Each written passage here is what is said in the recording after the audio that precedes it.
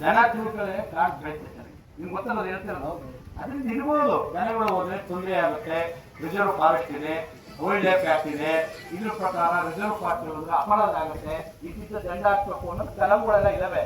ಆ ಕಲಂ ರೂಪಿರೋರು ಬಹಳ ಕಷ್ಟ ಆಗಿರುತ್ತೆ. ಅದಕ್ಕೆ ಇವೆಲ್ಲವೂ ಕೂಡ ನಮ್ಗೆ ಮಾತಾಡೋಕ್ಕಾಗಲ್ಲ.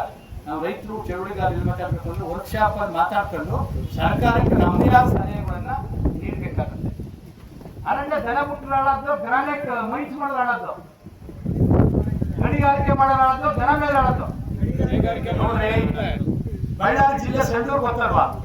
ಹೋದ ವರ್ಷ ಪ್ರವಾಸ ಮಾಡೋದು, ಮತ್ತೆ ಇವತ್ತು 1ನೇ ತಾರೀಕಿಗೆ 4ನೇ ತಾರೀಕಿಗೆ ಪ್ರವಾಸ ಮಾಡ್ತೀವಿ. ದೊಡ್ಡ ಕುಮಾರಸ್ವಾಮಿ ಬೆಟ್ಟ ಅಂತಿದೆ, ಬಹಳ ದೇವಸ್ಥಾನಗಳ ಬೆಟ್ಟ ಇರೋದು.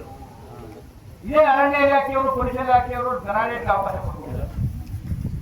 ಈಗಾಗಲೇ ಅಲ್ಲಿ ಗಣಿಗಾರಿಕೆ ನಡೆದು ಸುತ್ತಮುತ್ತ ಜನಜೀವನ ಅಸ್ತವ್ಯಸ್ತವಾಗಿದೆ.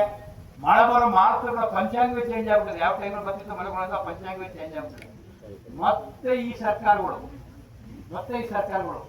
ಈ ಅರಣ್ಯ ಇಲಾಖೆಗಳು ಲೂಟ್ ಮಾಡಕ್ಕೆ ಅವಕಾಶ ಕೊಡುವೆ ಮೊದಲು ಲೂಟ್ ಮಾಡಿದ್ದಾರೆ. ಎಷ್ಟು IFS ಅಧಿಕಾರಿಗಳು ಜೈಲು ಗೊತ್ತಲ್ವಾ?